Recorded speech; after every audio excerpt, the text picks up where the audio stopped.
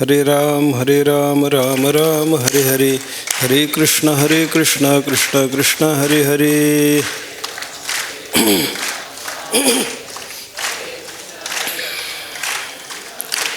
हरे राम राम राम हरे हरे, हरे कृष्ण कृष्ण कृष्ण हरे हरे.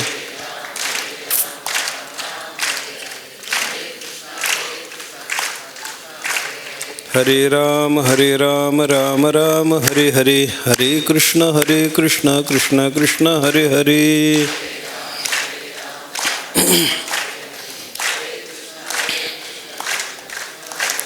हरे राम राम राम हरे हरे, हरे कृष्ण कृष्ण कृष्ण हरे हरे.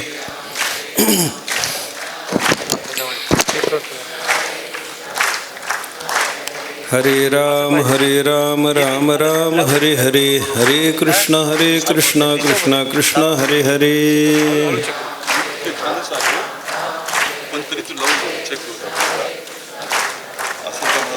हरे राम राम राम हरे हरे, हरे कृष्ण कृष्ण कृष्ण हरे हरे.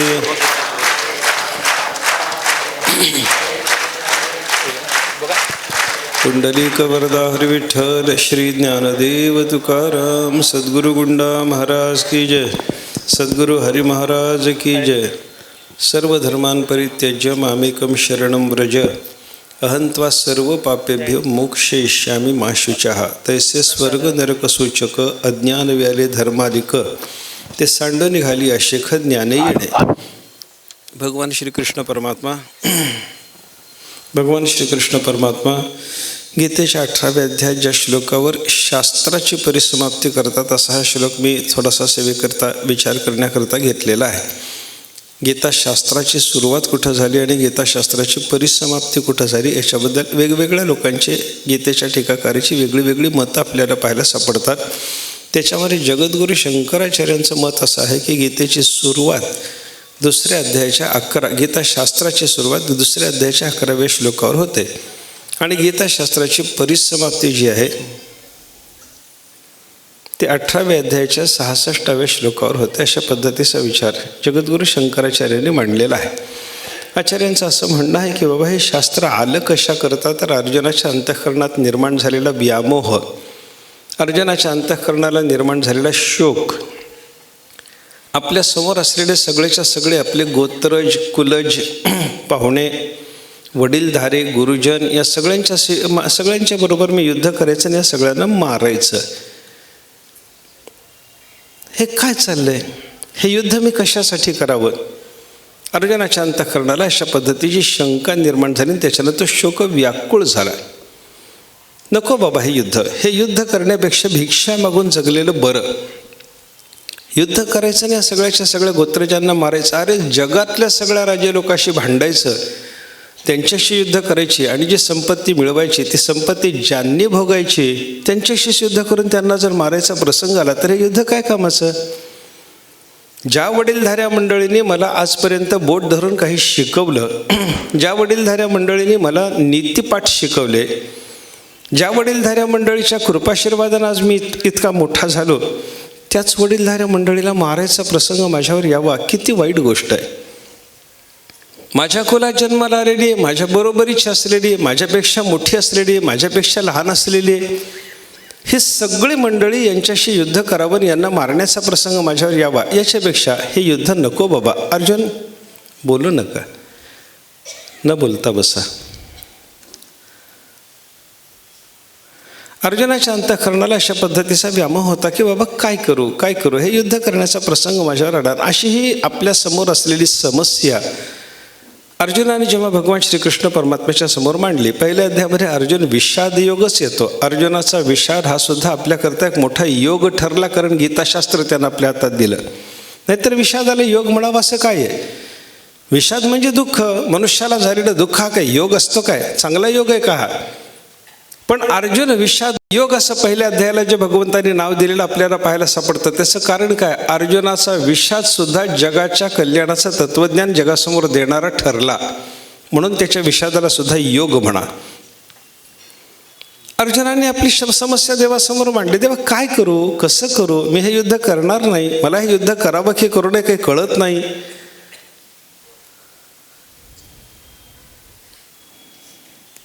माझ्या अंतःकरणामध्ये युद्धाची भावना नाही. बसा बसा, तिथं बसा, इथे जागा मिळेल तिथं बसा.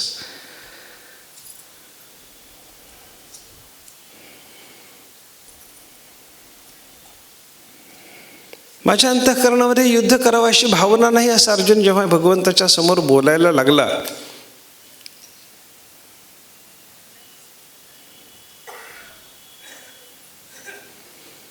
तेव्हा परमात्म्याने अर्जुनाला उपदेश करायला सुरुवात केली. ती उपदेशाची सुरुवात म्हणजे गीताशास्त्राची सुरुवात बरं का. म्हणून पहिल्या अध्यायाला वगैरे जगद्गुरू शंकराचार्याने शास्त्र प्रवृत्ती प्रस्ताव म्हणलंय. म्हणजे गीताशास्त्राची प्रवृत्ती व्हावी, म्हणजे गीताशास्त्र निर्माण व्हावं, त्याची प्रस्तावना करणारा हा अध्याय आहे. हा अध्याय म्हणजे गीताशास्त्र नाही. म्हणून जगद्गुरू शंकराचार्यांचं जे गीतेवरचं भाष्य आहे ते भाष्य पहिल्या अध्यायावर नाहीच आहे. मुळामध्ये पहिल्या अध्यायाच्या सुरुवातीला आचार्यांनी गीताशास्त्रातून काय सांगायचं आहे किंवा जगद्गुरू शंकराचार्यांना या गीताशास्त्राच्या माध्यमातून जगासमोर ज्ञानकर्म समुच्चयाचं जे खंडन मांडायचं त्या संबंधानं प्रस्तावना लिहिली. पण पहिल्या अध्यायावर टिप्पणी नाही, आचार्यांची भाष्य नाही. शंकराचार्यांनी भाष्य लिहायला सुरुवात केली ते दुसऱ्या अध्यायाच्या 11व्या श्लोकापासून. 11वा श्लोक कोणता? अशोचानन्वशोचस्त्वं प्रज्ञावादांश्च भाषसे गतासून अगतासूंश्च नानुशोचन्ति पंडिताः. अर्जुनाला भगवंताने सांगायला सुरुवात केली, अर्जुना काय चाललंय तुझं, कोणाबद्दल तू शोक करायला लागलास?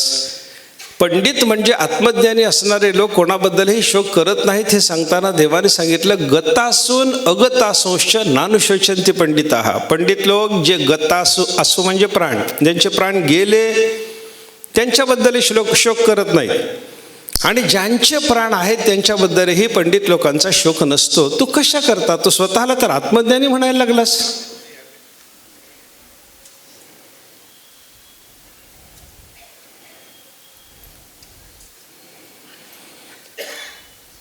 स्वतःला ज्ञानी म्हणवतोस आणि शोक करायचं काही सोडित नाहीस. ज्याला ज्ञान आहे त्याच्या अंतःकरणाला शोक नसतो. जे गेले त्यांच्याबद्दलही शोक करायचं कारण नाही, आणि जे आहेत त्यांच्याबद्दलही शोकाचं कारण शहाण्या माणसाला नसतं. गेले त्यांच्याबद्दल शोक निर्माण होणं साहजिक आहे. लोक विचारतील असं आहेत त्यांच्याबद्दल शोक कुठं असतो? तर त्याचं उत्तर देताना काही टीकाकारांनी गीतेच्या असं सांगितलं, जे गेले ते जर अनुकूल असतील तर त्यांच्या जाण्यानं शोक निर्माण होतो, आणि जे आहेत ते प्रतिकूल असतील तर त्यांचं असणं आपल्याला दुःखदायक ठरतं. एखादा माणूस नातेवाईक आहे, तो जिवंत आहे, पण त्याच्यापासून आपल्याला भरपूर उपद्रव जर होणार असेल तर त्याचं असणंच आपल्याला टोचणार आहे ना, दुःख देणार आहे ना. मग त्याचं नसणं बरं, मग आहे म्हणून त्याचा शोक, आणि जो अनुकूल होता तो गेला म्हणून त्याचा शोक. असा गेलेल्यांच्याबद्दल शोक करणं काही लोकांच्या वाट्याला येतं, आणि काही लोकांच्या वाट्याला असलेल्या लोकांच्याबद्दल शोक करणं वाट्याला आलेलं असतं. पण पंडित जो आहे, आत्मज्ञानी जो आहे, तो विचार करतो की बाबा हे कोणीही शोक करण्यासारखे नाहीत, यांचा माझा सुताराम संबंध नाही. देहाचा आणि माझ्या देहाचा काही संबंध आहे म्हणावं तर देहाचा संबंध कधीच नसतो. यथा काष्ठंच काष्ठंच समेयाताम महोदधौ समेत्यच व्यपेयाताम तद्वद्भूत समागमः. महाभारतामध्ये त्या संबंधामध्ये असं वर्णन आलेलं आपल्याला पाहायला सापडतं की नदीच्या प्रवाहात किंवा समुद्रात एखाद्या वेळेला 2 लाकडाचे ओढके इकडे तिकडे वाहत असतात, पण ते 2 लाकडाचे ओढके एक लाट आल्याच्या नंतर एका ठिकाणी येतात. काही काळ ते एका ठिकाणी चालत राहतात, आणि परत एखादी लाट येते आणि त्या दोघांना वियुक्त करून जाते. काष्ठंच काष्ठंच समेयाताम महोदधौ. महोदधीमध्ये 2 लाकडं एका ठिकाणी येतात, आणि समेत त्याच्या व्यपेयाताम. संगम जरी त्यांचा झालेला असला, एका ठिकाणी ती काष्ठ जरी आलेली असली तरी थोडा वेळपर्यंत ती एका ठिकाणी जुळून मिळून संगमित होऊन अशी प्रवाहित होत असली तरी परंतु दुसरी लाट आल्याच्या नंतर तुकाराम महाराजांनी सुद्धा हे वर्णन केलेलं आहे. मिळती काष्ठे लोटता पूर आदळे दूर होती खल्लाळी. पूर आल्याच्या नंतर नदीमध्ये वाहत जाणारी 2 लाकडं एका ठिकाणी येतात. काही वेळ ते मिळूनच प्रवाहित असतात आणि एखाद्या खडकावर ते लाकडं जर आदळली तर मग ते एकदम एकमेकापासून वियुक्त होऊन जातात. तद्वत भूत समागमः. महाभारत सांगतो की त्या लाकडाच्या ओंडक्यासारखा जगामध्ये असलेला देहांचा संबंध आहे. जन्माची एक लाट येते आणि 2 देह एका संबंधात येतात. मायबापापासून आपला जन्म झाला, ही जन्माची लाट आली आपल्या जीवनामध्ये आणि मायबापाच्या देहाशी आपला संबंध करून गेली. केवळ मायबापाच्या देहाशी आपला संबंध तिनं केलेला नसतो, तर अनेकाच्या देहाशी आपला संबंध तिनं केलेला असतो. किंवा लग्न झालं, लग्नाची एक लाट आली आणि त्या लग्नाच्या लाटेनं पती पत्नी या पद्धतीनं 2 देह एका ठिकाणी आले. पण हे एका ठिकाणी असणं किती वेळ चालायचं? समुद्रामध्ये 2 लाट आल्याबरोबर 2 ओंडके एका ठिकाणी आले खरे, पण ते एकाच ठिकाणी राहतात का? आदळे दूर होती खल्लाळी. एखाद्या खडकावर आदळण्याचा प्रसंग आला किंवा एखादी दुसरी लाट आली की ती दुसरी लाट आल्याच्या नंतर किंवा खडकावर आदळल्याच्या नंतर हे 2 ओंडके एकमेकापासून वियुक्त होतात. तशी कोणती तरी एखादी जन्माची, लग्नाची, सांसारिक लाट येते आणि 2 देह एका ठिकाणी येतात. पण मृत्यूची लाट आल्याच्या नंतर कोणाचंही काही चालत नाही. मग तेथे नचले काही, सत्ता संपदा राहील ठाईच्या ठाई, पुढे संचित जाईल ग्वाही, तुका म्हणे तै यम आज्ञा. असं तुकाराम महाराजांनी त्याचं वर्णन केलं. काही चालत नाही, काही चालत नाही. यमाची आज्ञा झाल्याच्या नंतर काही चालत नाही. काळाची हे उडी पडेल बा जेव्हा, सोडविना तेव्हा मायबाप, सोडविना राजा देशीचा चौधरी, अनेक सोयरी भली भली. म्हणून तुकाराम महाराजांनी सांगितलं, नको नको मना गुंतू माया जाळी. हे सगळे वियुक्त होणारे, एकमेकाच्या पासून सर्वांना वियुक्त कधी ना कधीतरी व्हावं लागतं. हा भूत समागम 2 लाकडाच्या ओंडक्यासारखा आहे. याचा अर्थ काय झाला? सर्वांचा वियोग ठरलेला आहे. मग वियोग जर ठरलेला असेल तर 2 देहाच्या संबंधानंतर त्या 2 देहाचा वियोग होणार. आता इथं अर्जुनाच्या समोर तर वियोग झालेला नाही, भविष्यत विरहाची वेदना आहे त्याला. हे युद्ध होईल, या युद्धामध्ये हे मारले जातील, म्हणजे या सगळ्यांचा मला वियोग होणार, विरह होणार, अशी भविष्यत विरहाची वेदना घेऊन अर्जुन संतप्त आहे, व्याकुळ आहे. माझ्या वाट्याला हे काय आलं? हे युद्ध मी कसं करू असं त्याला वाटत होतं. देवाने सांगितलं, काही कारण नाही अर्जुना, हे कोणीही टिकणारे नसतात. तू आज यांना मी मारणार आणि हे मरणारे असं जर समजत असशील, हे अनादि विश्वरचना ते लटिके काही. ज्ञानेश्वर महाराजांनी अर्जुनाच्या मुखामध्ये शब्द घातले की बाबा, अनादि असलेली ही विश्वरचना, या विश्वरचनेमध्ये कित्येकाने जन्मावं, कित्येकाने मरावं, हे जर चालतच राहतं, रहाट गाडग्यासारखी जगताची स्थिती आपल्याला पाहायला सापडते. रिक्ता भवंती भरिताश्च रिक्ताहा. त्या रहाट गाडग्यावर बांधलेली ती मडकी असतात ना, ती सगळीच्या सगळी कशी, ते चाक फिरत राहतं, विहिरीतून पाणी घेऊन वर येत राहतं आणि वर आल्याच्या नंतर ती मडकी पालथी होत राहतात. म्हणजे रिकामं मडकं भरत राहतं, भरलेलं मडकं पुन्हा रिकामं होतं. हा जसा प्रकार आहे तसा संसारामध्ये जन्माच्या योगाने कुटुंब भरत राहतं आणि मरणाच्या योगाने कुटुंब रिकामं होत राहतं. चालत राहतं, हे चालत राहतं. काय रडायचं कारण आहे अर्जुना? शोक व्याकुल होण्याचं कारण काय सांग ना? गतासून जे गेले त्यांच्याबद्दल शोक करण्याचं कारण नाही. त्यांच्या देहाचा आणि तुझ्या देहाचा संबंध हा कायमचा होता का? मागं कधीतरी होता, आत्ता तो, मागं कधीतरी नव्हता, आत्ता तो आहे आणि पुढे कधीतरी तो राहणारच नाहीये. मग जो मागही नव्हता आणि पुढेही नाही, तो वर्तमान काळात दिसत असला तरी तो नाहीच नाही म्हणावा लागतो. ज्ञानेश्वर महाराजांनी त्याच्याकरता म्हणून मृगजळाच्या नदीचं उदाहरण आपल्याला सांगितलं. मृगजळाची नदी ब्रह्मगिरीसारख्या पर्वतापासून उगम पावत नाही आणि समुद्राला जाऊन संगमित होत नाही, म्हणून मध्यभागात दिसत जरी असली तरी ती नाहीच नाही. ब्रह्मगिरीहुनी न निघे आणि समुद्री किर नरिगे, मध्ये दिसे ते वावगे मृगांबू जैसे. ब्रह्मगिरीपासून मृगजळाची नदी निघाली नाही, समुद्राला जाऊन ती संगमित झाली नाही, म्हणून मध्य भागात ती दिसत असली तरी नाहीच नाही. हे जसं मृगजळाच्या नदीचं चित्र आहे ना, तसं देहसंबंधाचं दोघांचेच देह एका ठिकाणी आल्याच्या नंतर त्यांचा होणारा जो संबंध आहे तो माग नव्हता, पुढं राहणार नाही, वर्तमान काळात दिसत असला तरी नाहीच नाही, पण जीवाने तादात्म्य धरलेलं असतं. हा देह माझा, परदेह माझ्या संबंधातला. स्वदेहा नाम अर्जुनो परदेहा नाम स्वजनो. अर्जुन काय समजायला लागला? स्वतःच्या देहाला तो अर्जुन म्हणतो आणि संबंधित असलेले बाकीचे सगळे जे देह आहेत त्यांना म्हणतो हे स्वजन आहेत म्हणतो. आणि संग्रामा नाम मलिनू पापाचारू. आणि हा देह म्हणजे मी आणि समोरच्या सगळेच्या सगळे माझे अशी भावना निर्माण झाल्यामुळं जो संग्राम होणार आहे, जे युद्ध होणार आहे याला मलिन पापाचरण असं तो समजायला लागला. वस्तुतः युद्ध मलिन नसतं, वस्तुतः युद्ध पापाचरण नसतं. क्षत्रियाच्या समोर प्राप्त झालेलं युद्ध त्यानं जर केलं नाही तर त्याला दोष लागतो आणि ते केलं तर त्याला पुण्य लागतं. अशा पद्धतीचा विचार शास्त्रानं सांगितला. केलं पाहिजे, आपण होऊन युद्ध पुकारणे नाही. समोरून जर शत्रूनं युद्ध पुकारलं असेल तर ते युद्ध करणं क्षत्रियाचं कर्तव्य. मग अर्जुन स्वतःच्या देहाला मी म्हणत बसला आणि हे बाकीच्या सगळेच्या सगळे माझे आहेत म्हणत बसला. हे मीपणा आणि माझेपणा त्याला समोरच्या युद्धाला मलिन पापाचरण म्हणायला भाग पाडतो. अर्जुनानं सांगितलं मला हे युद्ध करवत नाही. देव म्हणतात काय झालं सांग ना. गेले त्यांच्याबद्दल शोक करणं, अरे मूर्खपणाच आहे. एक त्या भोजराजा कालिदासाच्या कथेमध्ये कथा आहे पहा. एका दिवशी काय झालं, भोजराजा दरबारात असताना त्यांच्या बायकोकडं, त्यांच्या धर्मपत्नीकडं तिची एक मैत्रीण आली. मैत्रिणीचं हिचं बोलणं चालू होतं. या दोघीचं बोलणं चालू असताना दरबाराचं काम संपलं. भोजराजे घरात आले. घरात आल्यानंतर अंतःपुरात गेले. अंतःपुरात एकदम त्या दोघीचं बोलणं चालू असताना त्यांनी प्रवेश केला.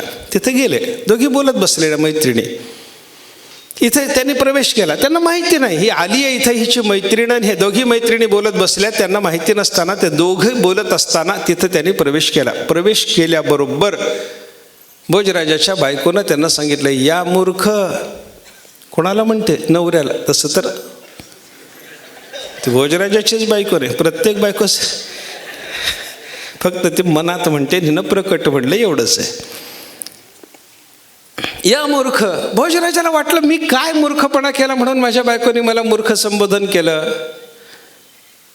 विचार आला आणि आपल्या अंतःकरणात निर्माण झालेली समस्या दरबारात सगळ्या पंडितासमोर ठेवणे आणि त्यांच्यापासून उत्तर प्राप्त करून घेणे हा भोजराजाचा नित्याचा क्रम होता. भोजराजांनी बराच विचार केला रात्रभर. माझ्या बायकोने मला मूर्ख का म्हणावं? मी काय मूर्खपणा केला?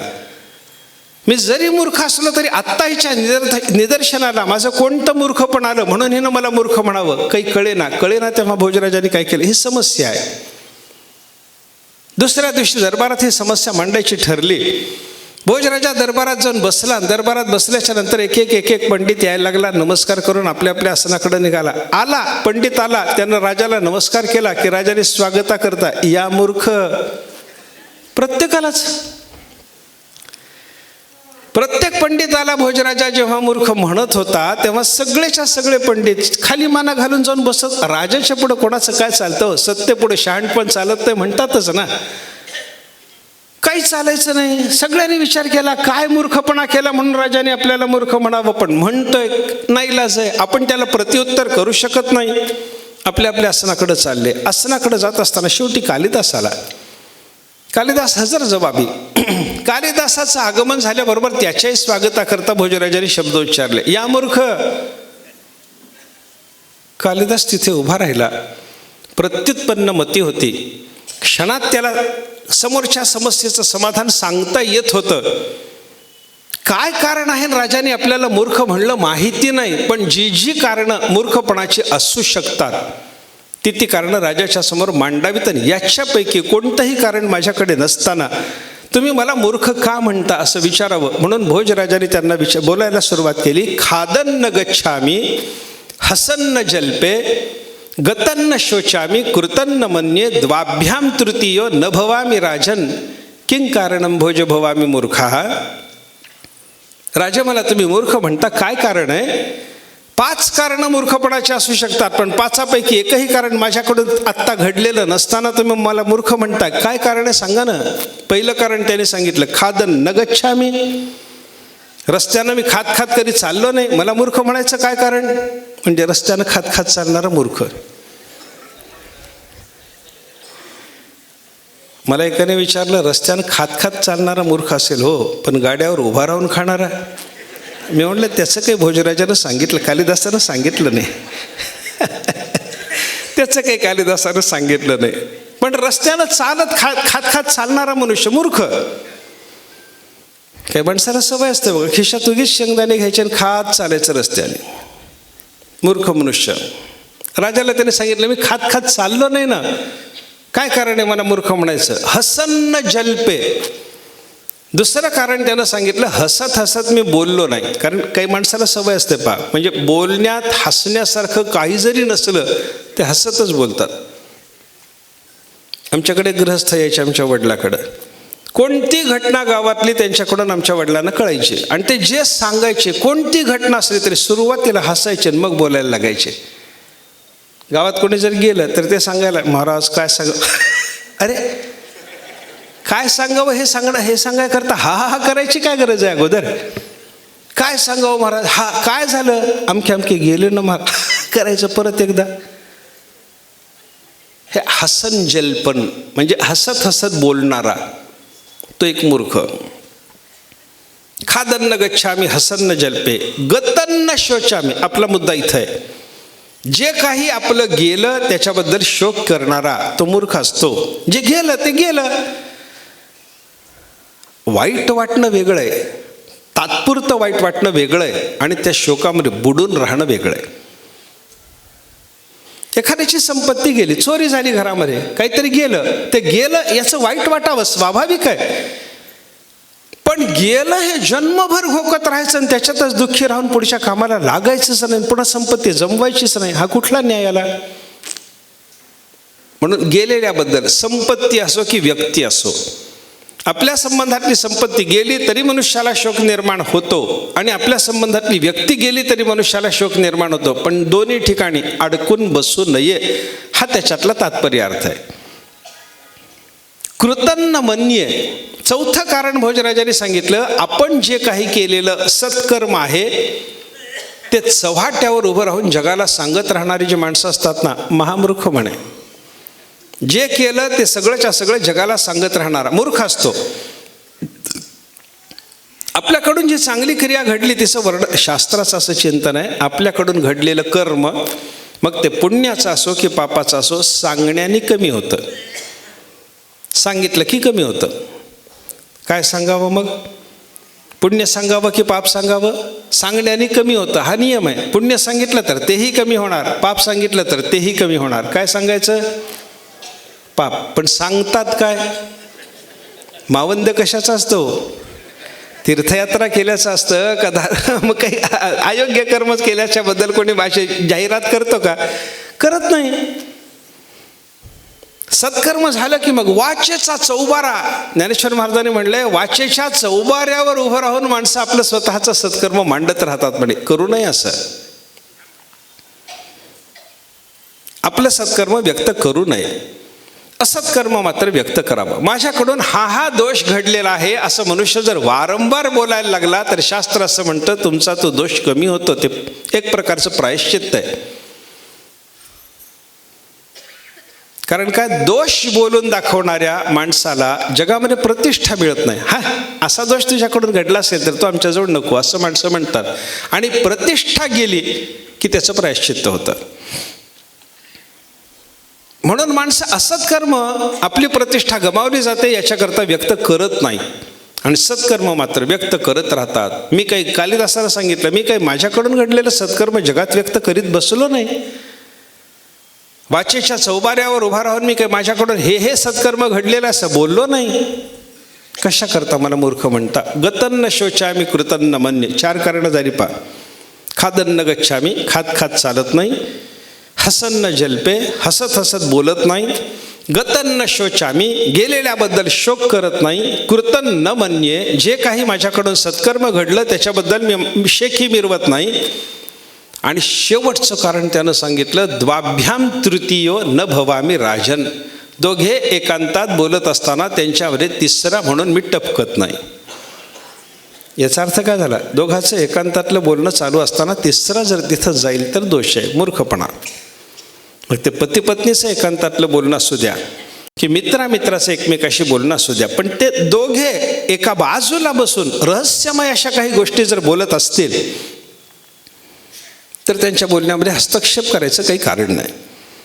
हा मूर्खपणा असतो. आणि हा मूर्खपणा असतो असं सांगून कालिदासानं सांगितलं, ही 5 मूर्खपणा व्यक्त करणारी कारणं याच्यातलं एकही माझ्याकडं नसताना मला तुम्ही मूर्ख का म्हणालात? कालिदासाचा लगेच सत्कारच केला हो भोजराजाने. त्याने सांगितलं माझं काम झालं. आता बोलत बसला नाही त्याला, बायकोनी मला मूर्ख म्हणलं होतं म्हणून मी हे विचारित बसलो, हे सांगायचं कारण नसतं बरं का. कारण मान सांगावा जना, अपमान सांगावा हा नियम आहे. पण ते जे काही झालं त्याच्यातून मूर्खपणाची जी कारणं कालिदासाच्याकडून व्यक्त झाली त्याच्यात आपल्याला गेलेल्याच्या बद्दल शोक करणे हे एक मूर्खपणाचं कारण मिळतं. मला काय सांगायचं आहे? देवाने अर्जुनाला हेच सांगितलं, अर्जुना जे गेले त्यांच्याबद्दलचा शोक पंडित करीत नाही. आणि पंडित शब्दाचा अर्थ तिथला जगद्गुरु शंकराचार्यांनी सांगितला, पंडा नाम आत्मविषया बुद्धी ये शांते पंडिताहा. ज्यांच्याकडे पंडा म्हणजे आत्मज्ञान आहे त्यांना म्हणायचं पंडित. सामान्य ज्ञान नाही, हे माझे आहेत, हे माझे आहेत, हे ज्ञानच आहे. पण हे ज्ञान मनुष्याचा शोक घालवायला उपयोगी पडत नाही. आत्मज्ञान मनुष्याला शोक घालवायला उपयोगी पडतं.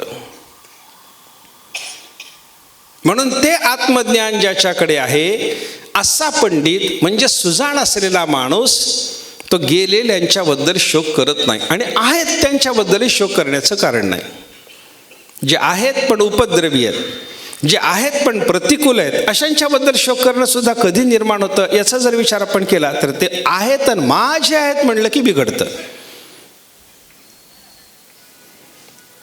आणि थोडासा परमार्थाच्या दृष्टीनं विचार करून, थोडंसं व्यापक जीवन जगण्याच्या दृष्टीनं विचार करून मनुष्य जर बघायला लागला ना तर आहेत ते प्रतिकूल आहेत याच्याबद्दल मनुष्याला कधीही चिंता निर्माण होत नाही. माणूस जेव्हा संकुचित विचार करतो, हे आहेत माझे आहेत आणि हे वाईट आहेत, हे मला त्रास देतात, इथंच अडकतो, तेव्हा मनुष्याला असलेल्या प्रतिकूल लोकांचं दुःख होतं. जे आहेत आपलेच आहेत, संबंधित आहेत, प्रतिकूल आहेत, पण एवढेच माझे आहेत असं नसून सगळं जगच माझं आहे ही भावना जेव्हा निर्माण होते ना तेव्हा असलेल्या प्रतिकूलाचं दुःख माणसाला कमी होतं. अजून वेगळी वेगळी कारणं मनुष्याला संबंधित असणाऱ्या प्रतिकूल लोकांचं दुःख होऊ नये याच्याकरता वेगळी वेगळी कारणं सांगता येतात. भागवतामध्ये ते वेन राजाचं चरित्र येतं. वेन हा राजा नास्तिक होता, दुष्ट होता. त्याचा बाप होता अंगराजा. अंगराजाला हा वेन त्याच्या पोटी जन्माला आलेला दुष्ट निघालेला पाहिल्याबरोबर त्याला वाईट वाटलं. वाईट वाटलेल्या अवस्थेत तो थोडा चिंताक्रांत होऊन बोलत बसला काही मंडळीशी.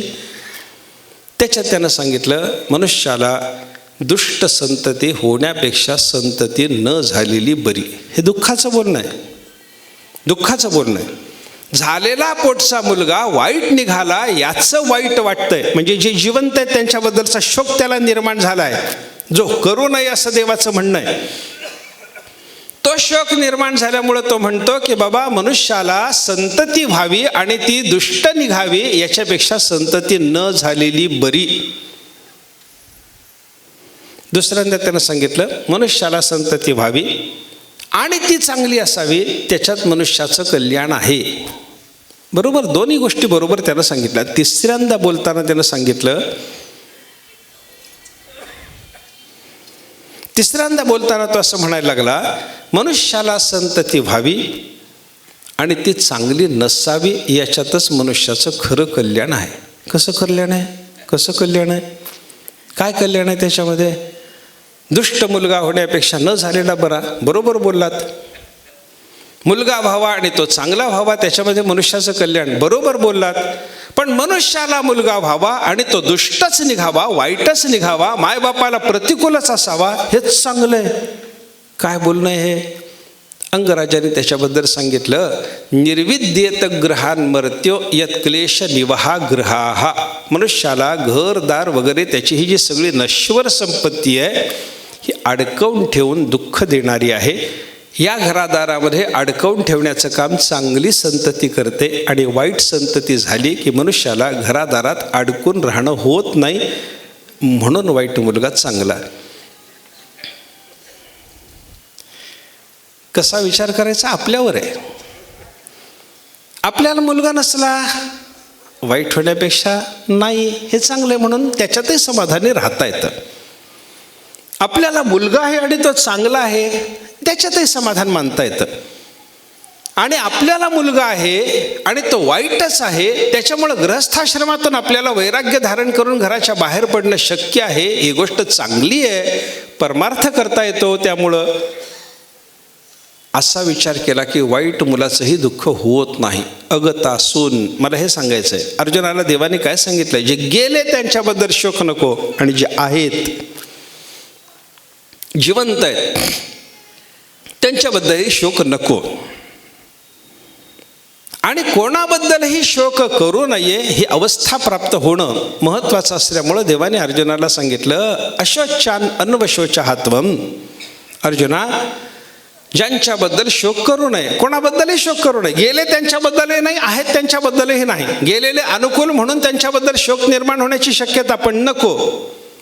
आणि आहेत ते प्रतिकूल म्हणून त्यांच्याबद्दल शोक निर्माण होण्याची शक्यता पण तोही नको. हा विचार आत्तापर्यंत आपण केला. तो कसा टाळायचा शोक याचा विचार थोडासा केला आपण. असा शोक कोणाबद्दलही करणं नको. पण अर्जुना, तू तो करायला लागलास. अशोचान अन्वशोचहा, जे शोचनीय नाहीत त्यांच्याबद्दल शोक करीत बसलास. आणि दुसरी गोष्ट देव बोलतात, जे शोक करण्यासारखे नाहीत त्यांच्याबद्दल तू शोक करतोस. एवढ्यातच जर मर्यादित तुझं बोलणं राहिलं असतं तर तुला समजावून सांगणं सोपं होतं. पण पुढची तुझी चूक अशी आहे, प्रज्ञावादांश भाषसे आणि मोठ्या मोठ्या ज्ञानाच्या गप्पा मारतोस. ज्यांच्याबद्दल शोक करू नये त्यांच्याबद्दल शोक करत बसतोस आणि मोठ्या मोठ्या ज्ञानाच्या गप्पा मारतोस. हे शोभत नाही, हे परस्पर विरुद्ध आहे. ज्ञान असल्याच्या गप्पा आणि ज्यांच्याबद्दल शोक करू नये त्यांच्याबद्दलचा शोक अंतःकरणात धारण करणं परस्पर विरुद्ध गोष्टी आहेत या दोन. ज्ञान असेल तर शोक नाही आणि शोक असेल तर ज्ञान नाही. मग त्या ज्ञानाच्या गप्पा झाल्या. तुला तर शोक आहे आणि ज्ञानाच्या गप्पा तुझ्या चालू आहेत.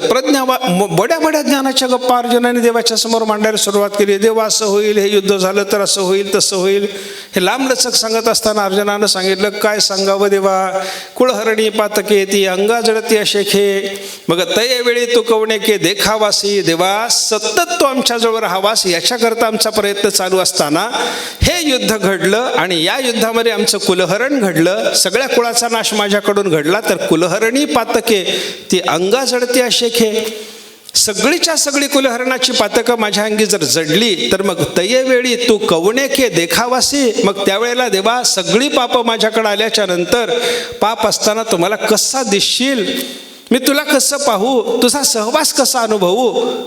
मला सतत तुझ्यासोबत राहायचंय. सकर्दम सरोवर अवलोकोनी चकोर नसेवित अभ्येर करुणी निघे.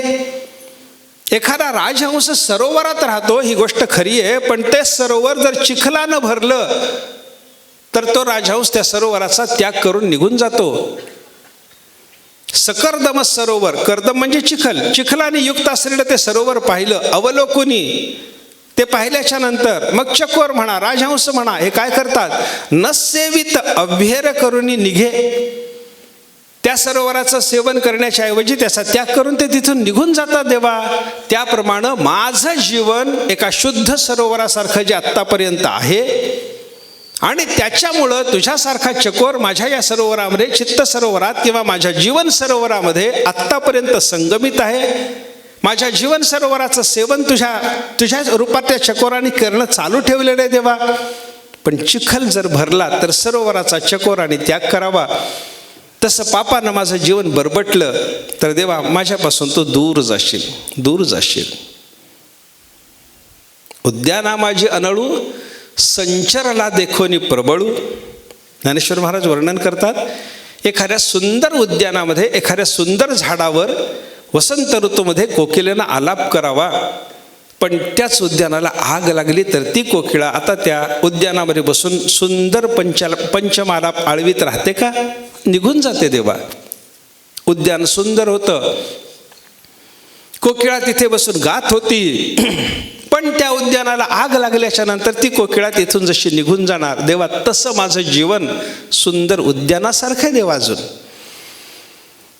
माझ्या या जीवनरूपी उद्यानामध्ये देवा एका उत्तम झाडावर बसलेल्या कोकिळेसारखं तुमचं पंचमालाप गाणं आहे देवा. माझ्याशी तुम्ही सुंदर सुंदर ज्ञानाच्या गोष्टी बोलत राहता. पण कुलहरणाचं पाप घडलं आणि तो कुलहरणाचा अग्नी माझ्या जीवनरूपी उद्यानाला लागला तर तुझ्या रूपाचा कोकिळ माझ्या जीवनामध्ये राहणार नाही देवा, निघून जाशील तू.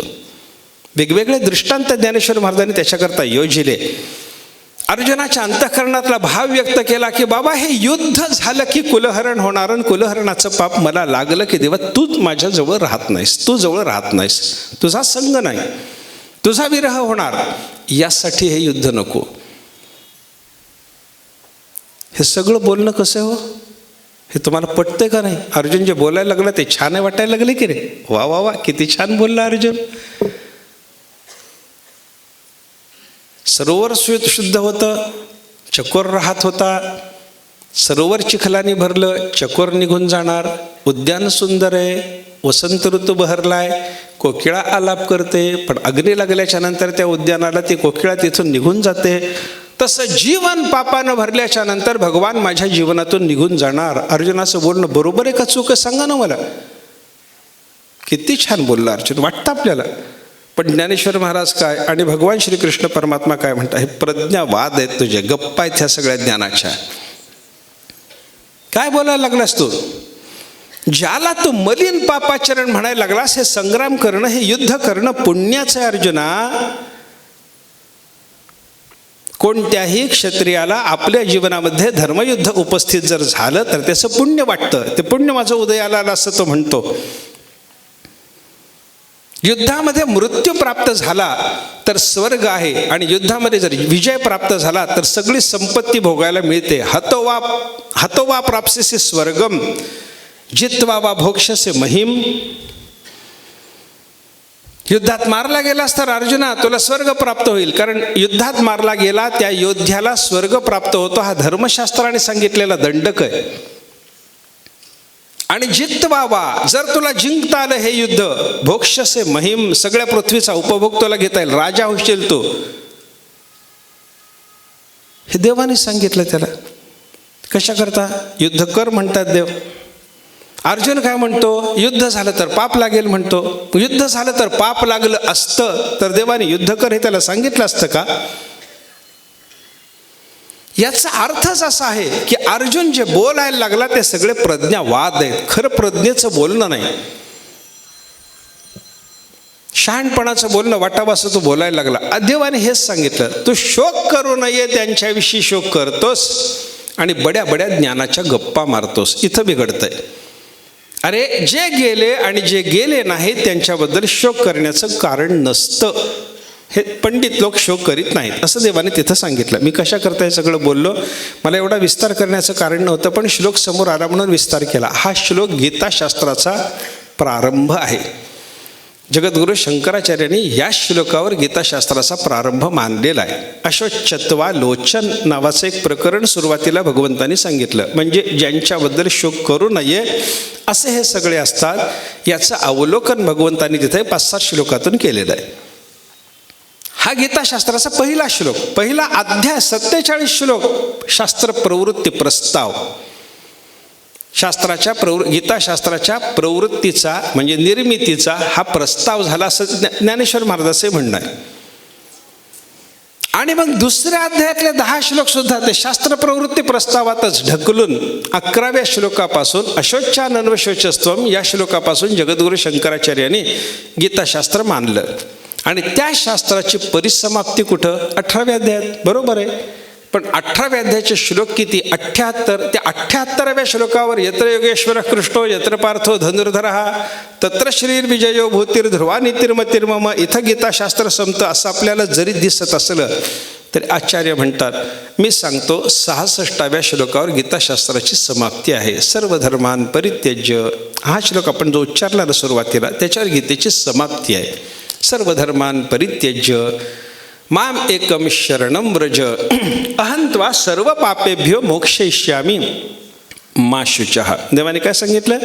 अर्जुना, तू सर्व धर्माचा त्याग कर, मला एकट्यालाच शरण जा, मला एकट्याला शरण जा. देवाने मला एकट्याला शरण ये ही भाषा वापरली नाही. माम एकम शरणम व्रज. व्रज हा धातू जाणे या अर्थाचा आहे. मला एकट्याला शरण जा म्हणजे माझ्या मूळ रूपाला शरण जा असं देवाला सांगायचं आहे.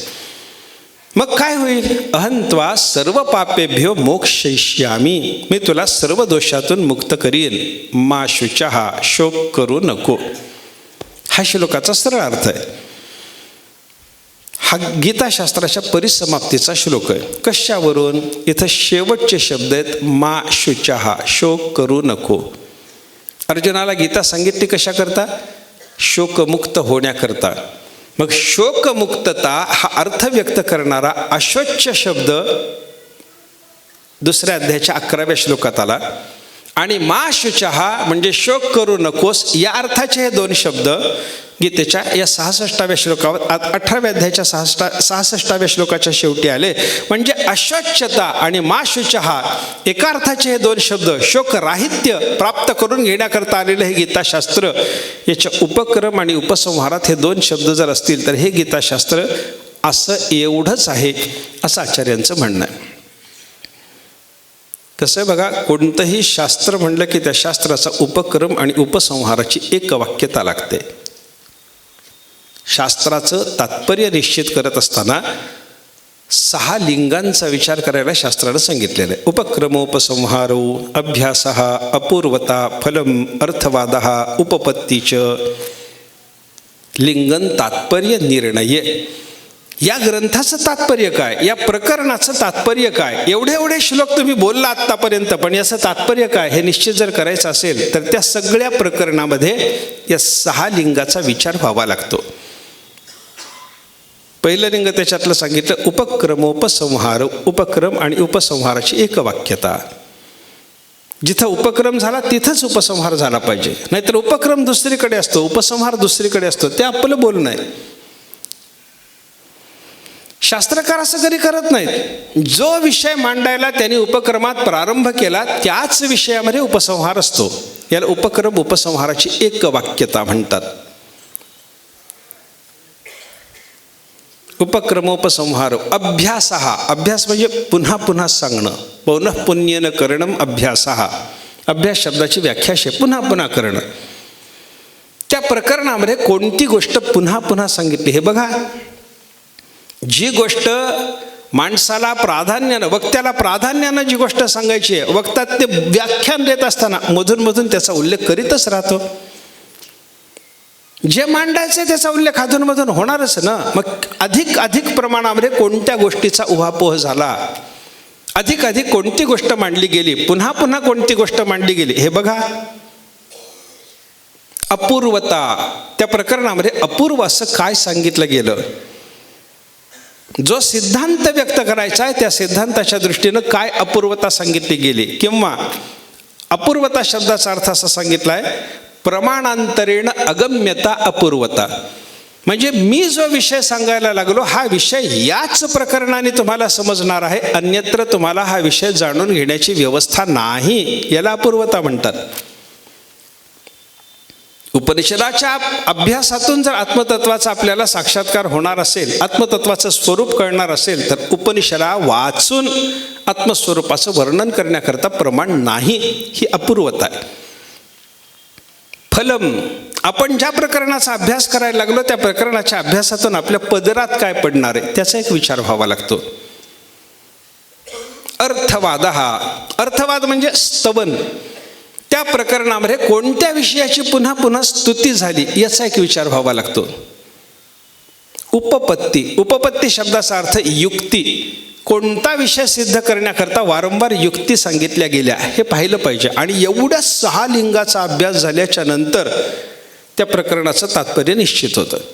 तसं गीताशास्त्राचं तात्पर्य निश्चित करायचं असेल तर या 6 लिंगाचा अभ्यास करत असताना पहिलं लिंग उपक्रम उपसंहाराची एक वाक्यता. उपक्रम कुठं? अशोच्य शब्दावर. उपसंहार कुठं? मा शुचः शब्दावर. शोकराहित्य सांगण्यामध्ये गीताशास्त्राची प्रवृत्ती आहे हे उपक्रम उपसंहाराच्या एक वाक्यतेतून आपल्याला लक्षात घेता येतं. इथं भगवंतांनी सांगितलं, अर्जुना तुला शोक करण्याचं कारण नाही, कारण मी तुला सगळ्या दोषातून मुक्त करीन. अहं त्वा सर्व पापेभ्यो मोक्षयिष्यामि. मी तुला सगळ्या पापातून सगळ्या दोषातून मुक्त करीन. पण त्याच्याकरता काय करावं लागेल? मामेकं शरणं व्रज. तू मला एकट्यालाच शरण जा, आणि एकट्याला शरण जा, मला शरण जा हे सांगायच्या आधी देवाने अजून एक गोष्ट सांगितली, सर्व धर्मान् परित्यज्य. तू सगळ्या धर्माचा त्याग कर. धर्माचा त्याग देवाने सांगावा? गीता काय सांगते? गीता धर्माचा त्याग सांगणारा ग्रंथ आहे का? आत्ता मी जसं जगद्गुरु शंकराचार्यांच्या मते दुसऱ्या अध्यायाच्या 11व्या श्लोकातल्या अशोच शब्दामुळं आणि 66व्या, हा जो आत्ता 18व्या अध्यायातला 66वा श्लोक मी सांगायला लागलो, या श्लोकातल्या मा शुचा हा शब्दावर गीताशास्त्राची समाप्ती सांगितली. त्याच्यामुळे उपक्रम आणि उपसंहार अशोच मा शुचा हा एकत्रित आला. काही लोकांनी सांगितलं तसं नाही, संबंध गीता बघा ना. अरे शास्त्र प्रवृत्ती प्रस्ताव जरी असला तरी परंतु गीतेची सुरुवात कुठं आहे? धृतराष्ट्र उवाच.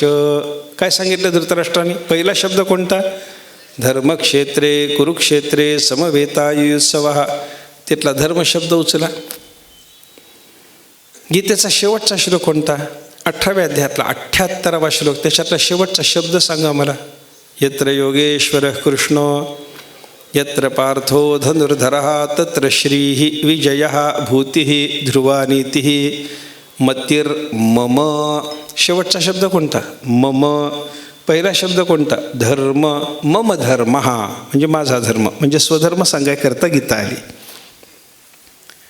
एकमत असं येतं. मग स्वधर्म सांगण्याकरता आलेली गीता आहे. हे जर गीतेच्या पहिल्या आणि शेवटच्या शब्दात आलेल्या धर्म आणि मम या दोन शब्दाच्या संयोगातून मम धर्म हा म्हणजे माझा धर्म म्हणजे स्वधर्म तो सांगण्याकरता गीता आलेली आहे असं जर शास्त्र सांगत असेल, तर मग देवानी या 66व्या श्लोकावर अर्जुना तू सर्व धर्माचा त्याग कर अशी भाषा का बोलावी असं लोक विचारतात. पण इथल्या धर्म शब्दातून काय सांगितलं गेलं याचा विचार करायचा झाला तर ज्ञानेश्वर महाराजांची ही ओवी आपल्याला महत्त्वाची आहे. तैसे स्वर्ग नरक सूचक अज्ञान व्याले धर्माधिक ते सांडू निघाली अशेख ज्ञाने येणे.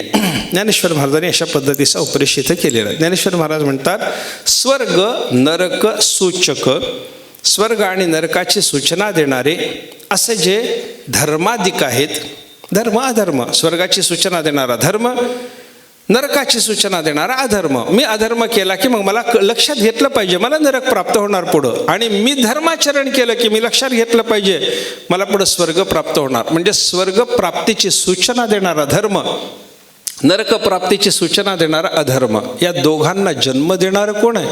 धर्म आणि अधर्माला जन्म देणारं कोण आहे? अज्ञान व्याले धर्माधिक. अज्ञानाने या धर्माधिकाला जन्म दिलेला आहे. हे धर्म अधर्म वगैरे कसे निर्माण होतात? थोडी वेदांतात त्याची परंपरा शृंखला जी सांगितलेली तिचा विचार करा ना. हे कसं निर्माण होतं? वेदांतात त्याच्याबद्दल असं सांगितलं, मनुष्याला देह प्राप्त होतो. इथून मागं जायचं आता. हा देह प्राप्त झाला कशासाठी प्राप्त झाला? सुख दुःख भोगण्याकरता प्राप्त झाला. कर्मी जै उरावे तैतीही सुखदुःखी फळावे तया ते भोगावया यावे देहा एका. कर्म भोगण्याकरता सुखदुःख भोगण्याकरता म्हणून देह प्राप्त होतो. म्हणजे देहाला कारण काय? सुखदुःखाचा भोग. सुखदुःखाला कारण काय? सुखदुःख कशातून निर्माण होतं? पाप पुण्यातून. पुण्यातून सुख आणि पापातून दुःख निर्माण होतं. पूर्वजन्मी पाप केले ते हे बहुविस्तारले. ज्ञानेश्वर महाराजासारखे संत सांगतात, विधीची वाफ चुकवी अन्याय बीज वाफवी कुकर्माचा करी राब जरी तरी तयाची सारिखे असंभाव्य पाप पिके मग जन्म कोटी दुःखे भोगी जीव. ज्ञानेश्वर महाराजांनी वर्णन केलं. विधीची वाफ चुकवी, शेतीत घेतल्या जाणाऱ्या पिकाच्या उदाहरणातून ज्ञानेश्वर महाराज बोलायला लागले. जमिनीत पाऊस पडतो, पाऊस पडल्यावर लगेच पेरणी असते का? वापसा यावा लागतो. वापसा यावा लागतो. तो वापसा आल्याच्या नंतर जे बीज पेरायचं असतं त्याच्यापासून पीक निर्माण होतं. हा दृष्टांत घेऊन ज्ञानेश्वर महाराज म्हणायला लागले, विधीची वाफ चुकवी. आपल्या जीवनामध्ये शास्त्रानं सांगितलेल्या विधिवाक्यापासून निर्माण होणाऱ्या धर्मकर्माचा वापसा चुकवला माणसाने. अन्याय बीज वाफवी, विधीचा वापसा चुकवला, अन्यायाचं बीज वाफवलं.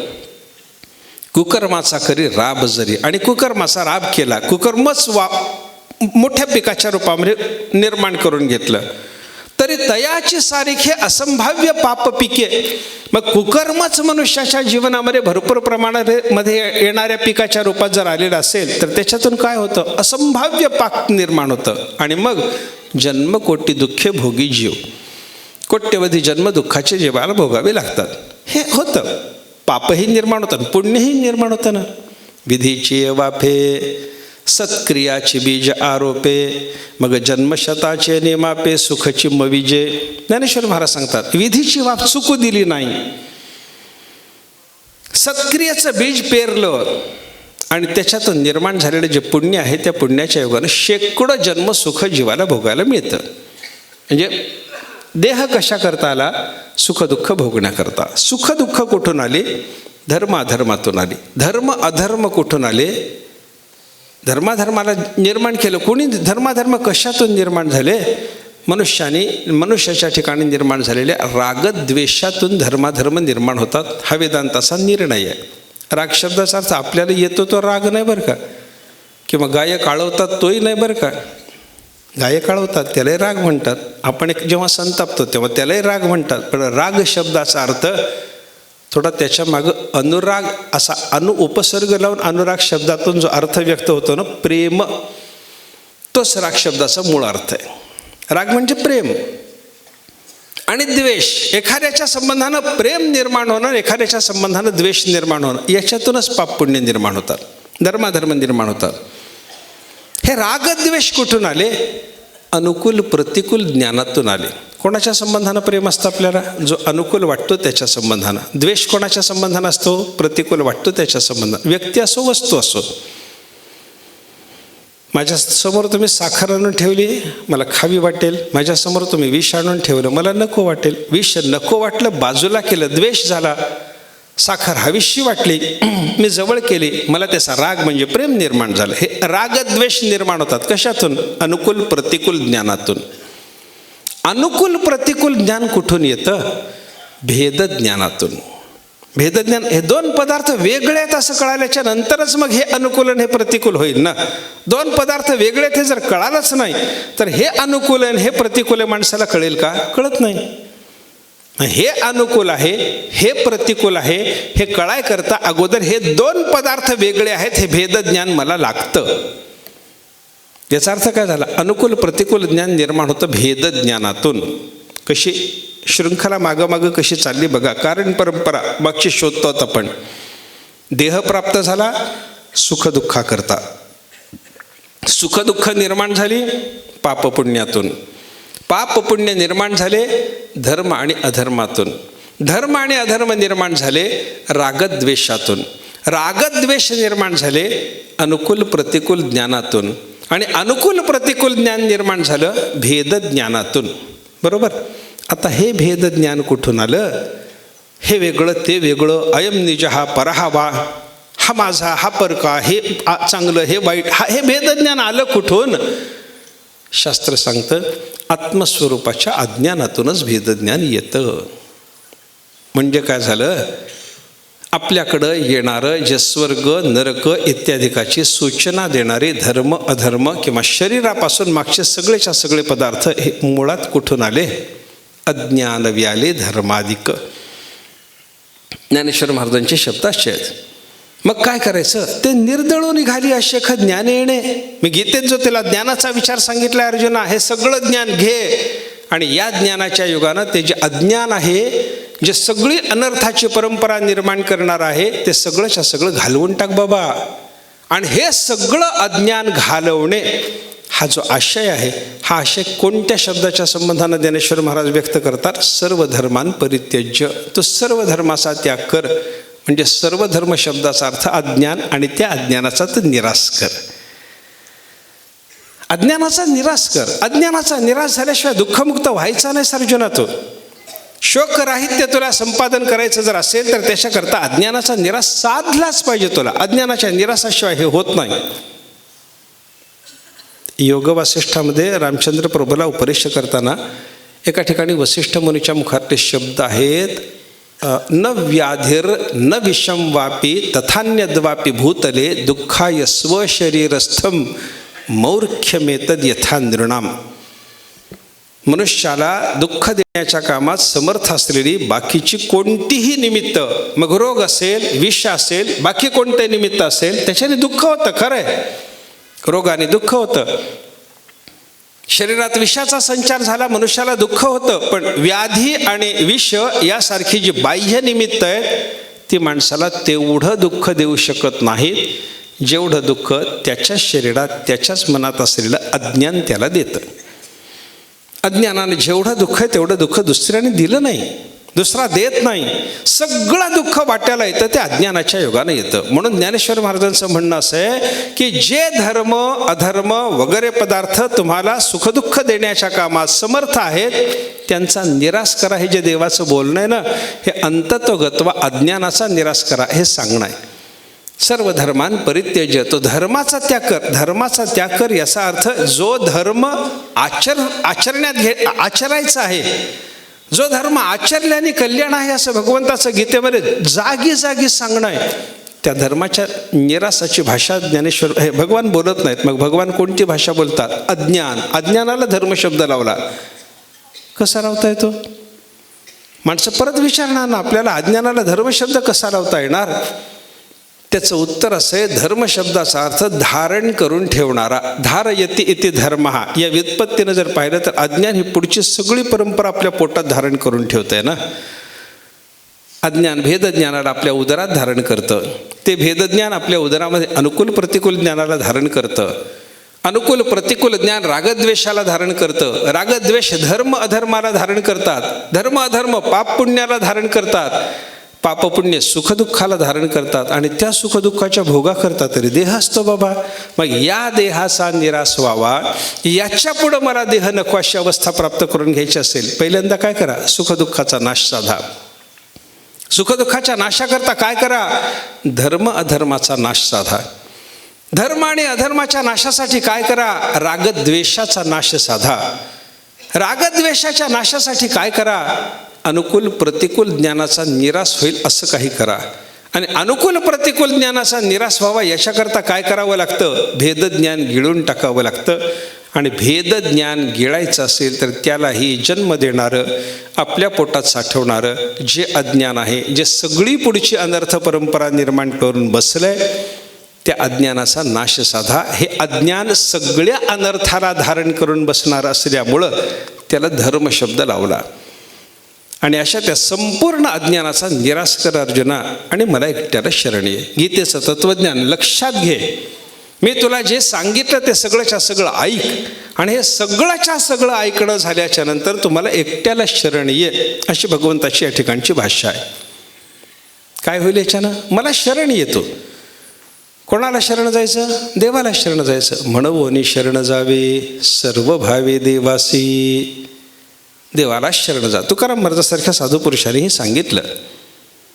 महाराज देवाशी एकदा जीवाला उपदेश करत असताना तुम्ही देवाला शरण जा हे सांगितलं. आणि देवाशी बोलताना सुद्धा तुकाराम महाराज बोलले, तुझं विण कोणा शरण जाऊ नारायणा, ऐसा न देखे मी कोणी दुजातीही त्रिभुवनी, पाहिली पुराणे धांडोळिली दर्शने, ऐसा न देखे मी कोणी दुजातीही त्रिभुवनी. तेव्हा तुझ्यासारखा मला त्रिभुवनात कोणी दिसत नाही. त्याच्यामुळे मी कोणाला शरण जाऊ सांग ना. ज्याला शरण गेल्याच्या युगानं दुःखाचा नाश होणार आहे. शरण जायचं कशा करता? हे गीतेनं जे जे सांगितलं ते सगळं साधन कशा करता आहे हो? दुःखाच्या नाशा करता. सर्व धर्मरूप असलेल्या अज्ञानाचा त्याग करा. कशा करता? दुःख नाशा करता. देवाला शरण जा. कशा करता? दुःख नाशा करता. हे देवाला शरण जाणं कसं जावं? सर्व भावे, सर्व भावाने शरण जावं. सर्व भावाने शरण जावं म्हणजे घरात असलेल्या सगळ्या भावाने एकदम देवाच्या दर्शनाला जावं असा अर्थ नाही. असा अर्थ नाही. मग सर्व भावाने कायिक वाचिक मानसिक भाव, श्रद्धा, भक्ती, शरीराकडून घडणारी भक्ती, मनाकडून घडणारी भक्ती, वाणीकडून घडणारी भक्ती घेऊन देवाला शरण जा. भक्ती म्हणजे प्रेम. शरीरानं प्रेम करायचं तेही देवावर करा, वाणीनं प्रेम करायचं तेही देवावर करा, आणि मनानं करायचं प्रेम तेही देवावर करा. याचं नाव सर्व भावानं देवाला शरण जाणं. सर्व भावानं शरण जा. माम एकम शरणम व्रज, मला तो एकट्याला शरण जा असं देवाने सांगितलं. आणि हे शरण जाणं अनेक पद्धतीनं शरणागतीचा विचार सांगितलाय बरं का. शास्त्रामध्ये 6 प्रकारची शरणागती काही ठिकाणी आली. आनुकूल्यस्य संकल्पः, प्रातिकूल्यस्य वर्जनम, रक्षिष्यतीति विश्वासः, गोप्तृत्ववर्णन तथा कार्पण्यम, आत्मनिक्षेपः, षड्विधा शरणागती. 6 प्रकारची देवाची शरणागती असते. कसं कसं शरण जायचं देवाला? पहिला प्रकार आनुकूल्यस्य संकल्पः, मी सदा सर्व काळ देवाला अनुकूलच राहणार आहे असा मनापासून संकल्प केला पाहिजे. नाहीतर प्रतिकूल परिस्थिती आली की माणसं देवाला प्रतिकूल होतात. प्रतिकूल परिस्थिती आली की देवाला प्रतिकूल होतात. देवाला आमचं सुख पाहावलं नाही म्हणतात. काहीतरी अनर्थ संसारामध्ये घडला की माणसं बोलतात असं काहीतरी देवाच्या बद्दलची प्रतिकूल भाषा. असेल देव तर त्यानं माझं चांगलं केलं असतं, पण ही संकटाची परंपरा आली, मी देव मानितच नाही. काय भाषा आहे ही? देवाला प्रतिकूलतेची भाषा झाली. पण तसं भक्त कधी करत नाही. शरण जाणारा भक्त त्याची पहिली शरणागती अनुकूल राहण्याचा संकल्प. काही हो अनुकूल, कशाही परिस्थितीमध्ये भक्ताचं देवाला अनुकूल राहणं असतं. अनेक भक्तांची उदाहरणे याच्याकरता आपल्याला सांगता येतात. कशीही परिस्थिती, न मिळो खावया, न वाढो संतान, परिहा नारायण कृपा करो, ऐसे माझी वाचा मज उपदेशी, आणि कलोकासी हेची सांगे. माझी वाणी मला असाच उपदेश करते आणि समोरच्या लोकांना सुद्धा असाच उपदेश करते म्हणतात तुकाराम महाराज. काय? न मिळो खावया, खायला नाही मिळालं तरी चालेल. न वाढो संतान, माझी वंशवृद्धी नाही झाली तरी चालेल. परिहा नारायण कृपा करो, फक्त नारायणाची कृपा. याला काय म्हणायचं? कशीही प्रतिकूल परिस्थिती आली तरी देवाविषयी अनुकूलता. काही हे आकाशवर पडो पाहे, ब्रह्मगोळ भंगा जाये, वडवानल त्रिभुवन खाये, परी मी तुझीच वास पाहेगा विठोबा. न करी आणि काचा पांगिला, नामधारक तुझाची भला. भानुदास महाराजांच्या मुखातले हे शब्द आहेत. नाथ महाराजांचे पणजोबा भानुदास महाराज. विजयनगरच्या राजाने परमात्मा पंढरीनाथाला पंढरपुरातून विजयनगरला नेलं. देव विजयनगरला गेल्याच्या नंतर वारीच्या निमित्तानं आषाढी वारीला ही सगळी संत मंडळी जेव्हा पंढरपूरला जमा झाली, देवळात देव नाही हे पाहिल्यावर सगळे उद्विग्न झाले. काय झालं? देव कुठे गेले? पत्ता लागला की बाबा विजयनगरच्या राजाने देवाला नेले. ठीक आहे, सगळी संत मंडळी ज्ञानेश्वर महाराजासहित एका ठिकाणी बसले. विजयनगरच्या राजाने देवाला नेलेलं जरी असलं तरी तिथून देवाला परत आणायचं आहे. कोण जाणार सांगा? राजाकडून परत आणायचं आहे. कोण जाणार सांगा?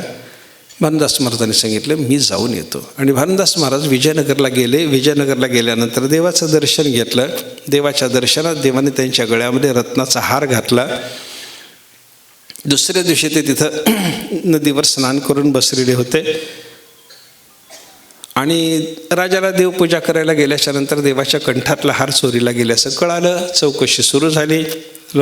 शोधाशोध जे चालू झाल्याच्या नंतर नदीकाठी बसलेल्या एका ब्राह्मणाच्या गळ्यामध्ये हा हार दिसला. त्यांना पकडलं, बंदी केलं, राजासमोर हजर केलं. आणि भानुदास महाराजांच्यावर चोरीचा आळ आला. तेव्हा भानुदास महाराजांना सुळावर द्यावं असं ठरलं. राजाने सांगितलं याला सुळावर द्या. त्याने सांगितलं हा हार कसा आला तुझ्या कंठात? देवाने घातला. असं कसं होईल? ते मला माहिती नाही म्हणे. मी देवाच्या दर्शनाला गेलो, मी देवाचा प्रिय भक्त आहे, देवाने माझ्या कंठामध्ये हार घातला, एवढंच माझं म्हणणं आहे तुम्हाला. तर कसं येईल काय नाही मी तुम्हाला त्याच्याबद्दल तर्क देऊ शकत नाही.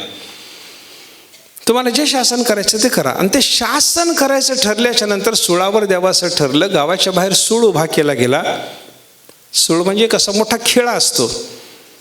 त्या खिळ्याच्या वरच्या बाजूनं, टोकाच्या बाजूनं त्या ज्याला शिक्षा करायची आहे, ज्याला सुळावर चढवणं म्हणतात, त्या माणसाचं पोट लावलं जातं. म्हणजे पोटात तो खिळा घुसावा, घुसता घुसता तो फाटत फाटत फाटत खाली उतरावा आणि मरावा. हे सुळावर देणं असतं.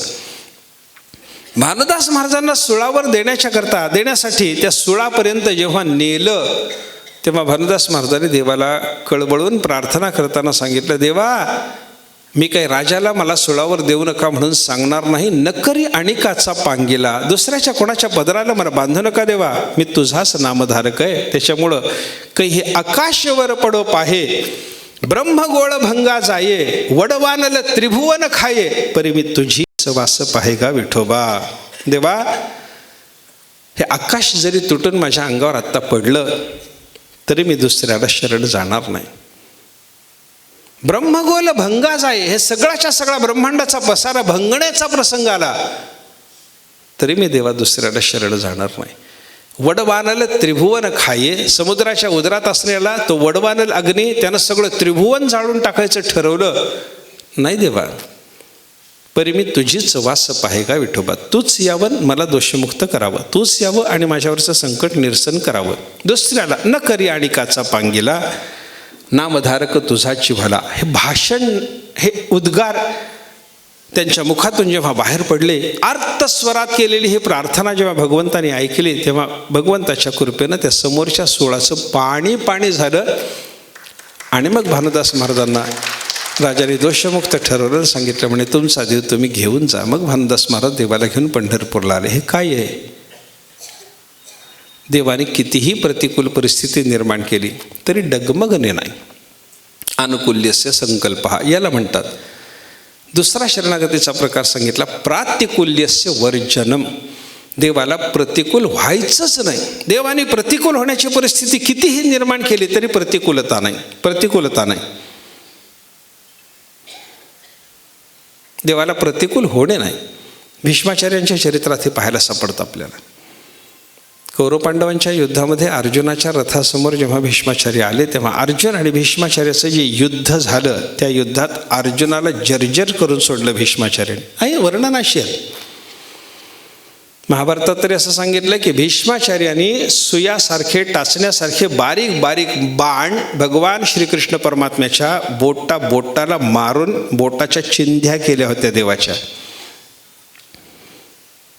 हातात घोड्याचे लगाम होते ना अर्जुनाच्या, ते घोड्याचं संचलन व्यवस्थित देवाला करता येऊ नये याच्याकरता तो बाण यायचा, बोटाला लागायचा, बोटाला जखम व्हायची, रक्ताची चिळकांडी उडायची, हातातला लगाम दुसऱ्या हातात देवाला धरावा लागायचा आणि ती रक्ताची चिळकांडी अशी झाडत ते बोट दाबून धरून भगवान भीष्माचार्याचं कौतुक करायची. वा भीष्मा, याला म्हणतात बाण चालवणं.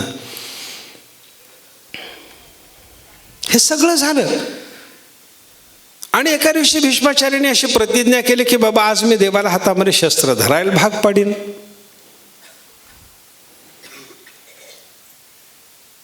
त्या दिवशी घनघोर युद्ध झालं, देवाला शस्त्र धरावं लागलं आणि शस्त्र धरू म्हणजे अर्जुन जखमी झाल्यामुळं भगवान रागावलेले भगवान भीष्माचार्याच्या अंगावर एकदा रथाचं मोडकं चाक घेऊन धावून गेले, एकदा चाबूक घेऊन धावून गेले. पण रथाचं मोडकं चाक घेऊन माझ्या अर्जुनाला याने मारलं, या म्हाताऱ्याला मारतोच म्हणून भीष्माचार्याच्या अंगावर जेव्हा देव गेले.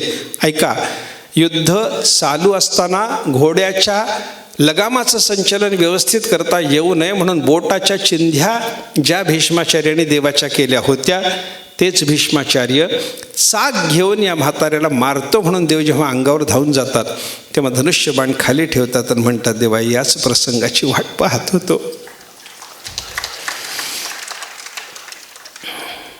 तुला शस्त्र धरायला नवीन बोललो होतं ना देवा, आज तुला धरायला लावलं. माझी प्रतिज्ञा खरी झाली. मारा देवा मारा. म्हणजे प्रातिकूल्यस्य वर्जनम. देव चाक घेऊन अंगावर धावून आलेला असताना ज्या भीष्माचार्याला एरवी देवाच्या बोटाला बाण मारून चिंध्या करता येतात, बोटाच्या देवाच्या अंगावरचं कवच फोडता येतं, त्या भीष्माचार्यांना चाक घेऊन धावत आलेला देव मारायला आलेला असताना त्याचा प्रतिकार करणं शक्य नव्हतं का? शक्य होतं ना. पण तरी परंतु धनुष्यबाण खाली ठेवून देवा या म्हणणं हे काय? प्रातिकूल्यस्य वर्जनम. तिसरी शरणागती रक्षिष्यति इति विश्वासः. भगवान माझं रक्षण करणारच आहे असा माणसाला विश्वास असला पाहिजे. भक्ताला विश्वास असतो कसल्याही संकटात भगवान मला राखणारच आहे. ते भीमाच्या चरित्रात एक सांगतात बघा. ते काय झालं, धर्मराजाला एका दिवशी धनुर्मास करण्याची इच्छा झाली. धनुर्मास म्हणजे धनुराशीला सूर्य असताना मकर संक्रमण असतं ना आपलं, हे मकर संक्रमणाच्या आधी म्हणजे एका एका राशीमध्ये सूर्य एका एका महिन्यानंतर जातो, बदलतो राहतो. चैत्र महिन्यामध्ये तो मेष राशीला असतो, वैशाखात तो वृषभ राशीला येतो, असं ते सूर्याचं संक्रमण होत राहतं एका एका महिन्याला. त्याच्यात धनुराशीला सूर्य असताना म्हणजे वृश्चिक रास संपवून सूर्य जेव्हा धनुराशीत येतो आणि पुढं मकर संक्रमण होऊन मकर राशीत जायचं आहे, तो मधला जो धनुराशीत असण्याचा काळ आहे त्याला धनुर्मास म्हणतात. आणि हा धनुर्मास महाविष्णूच्या विशेष उपासनेचा काल मानला जातो. या काळात सूर्योदयाच्या आधी देवाला नैवेद्य समर्पण करणं, वैश्वदेव सूर्योदयाच्या आधी करून घ्यायचा, देवाला नैवेद्य सूर्योदयाच्या आधी समर्पण करायचा आणि जमलं तर भोजनसुद्धा सूर्योदयाच्या आधी करायचं असा नियम असतो. ते ठराविक पदार्थ असतात, खिचडी करतात, त्याच्याकरता बाजरीची भाकरी करतात, लोणी असतं, असं काही काही त्याच्याकरता करावं लागतं. धनुर्मास भगवान महाविष्णूला अतिप्रिय आहे. धर्मराजाने एका दिवशी विचारलं, अरे धनुर्मास चालू आहे ना, पंचांग पाहिलं तर कळालं की उद्याच संक्रमण मकर संक्रमण येतं आहे, म्हणजे बहुतेक हे 13 जानेवारीला बोलणं झालं असावं किंवा 12 जानेवारीला. ते झालं, त्यांनी सांगितलं उद्याचा एकच दिवस राहिला म्हणे धनुर्मासाचा. धर्मराजाने सांगितलं मग आपण करायचा का धनुर्मास उद्या? करायचा ठरलं, कुटुंबामध्ये सगळ्याच करायचा. पण धर्मराजाने सांगितलं श्रीकृष्ण परमात्मा जेवायला असल्याशिवाय मला धनुर्मासाचं जेवण गोड लागायचं नाही. भीमदादा बसले होते ते. भीमानं सांगितलं दादा काळजी करू नका, उद्या सकाळी जेवायला देवाला घेऊन येतो म्हणे, सुरू करा तयारी. घेऊन येतो म्हणे. देवाला वाटलं, धर्मराजाला असं वाटलं की बाबा भगवान इथं कुठं जवळपास आले असावेत, या भीमाला माहिती असेल याच्याकडं मुक्कामाला येणार असतील, म्हणून सकाळी जेवायला देवाला घेऊन येतो म्हणतोय. विश्वास ठेवला. सगळी तयारी सुरू झाली. धनुर्मासाकरता सकाळी उठून स्वयंपाक वगैरे करायचा म्हणून सगळ्यांनी, द्रौपदी वगैरे स्त्रिया कामाला लागल्या. सकाळ झाल्यावर उठून धर्मराजे स्नान करून देवपूजा वगैरे करून बसले. नैवेद्य समर्पणाची वेळ आली आणि धर्मराजाला सहज वाटलं भीमाचं काय चाललंय बघावं, देव कुठे आहेत.